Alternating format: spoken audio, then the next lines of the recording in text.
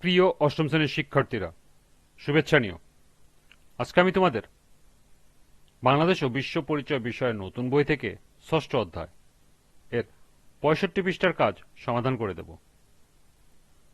প্রথমে তোমাদের বলবো, যারা আমার চ্যানেলটি সাবস্ক্রাইব করো নাই তারা আমার চ্যানেলটি সাবস্ক্রাইব করবে এবং আমার সাথে থাকবে। তাহলে চলো আমরা ক্লাস শুরু করি। বাংলাদেশ ও বিশ্ব পরিচয়, পৃষ্ঠা ৬৫, কাজ সাংস্কৃতিক পরিবর্তন ও উন্নয়নের মধ্যে তুলনা করো। তো চলো এখন আমরা এর সমাধান দেখে নিই। সাংস্কৃতিক পরিবর্তন ও উন্নয়নের মধ্যে তুলনা নিম্নে উপস্থাপন করা হলো। বাম পাশে সাংস্কৃতিক পরিবর্তন, ডান পাশে উন্নয়ন। ১. সাংস্কৃতিক পরিবর্তন বলতে সাধারণত এমন একটি প্রক্রিয়াকে বোঝানো হয় যার মাধ্যমে একটি সমাজ বা জনগণের সাংস্কৃতিক ধারা, অভ্যাস, বিশ্বাস, মূল্যবোধ, ভাষা, শিল্প ও ঐতিহ্যে পরিবর্তন ঘটে। অন্যদিকে উন্নয়ন বলতে মূলত অর্থনৈতিক, সামাজিক, রাজনৈতিক এবং মানবিক দৃষ্টিকোণ থেকে একটি দেশের বা সমাজের সামগ্রিক অগ্রগতির সাথে সম্পর্কিত। এটি সাধারণত অর্থনৈতিক বৃদ্ধি, শিক্ষা, স্বাস্থ্য এবং সামাজিক সুবিচারের প্রসার ঘটানোর প্রক্রিয়া। ২.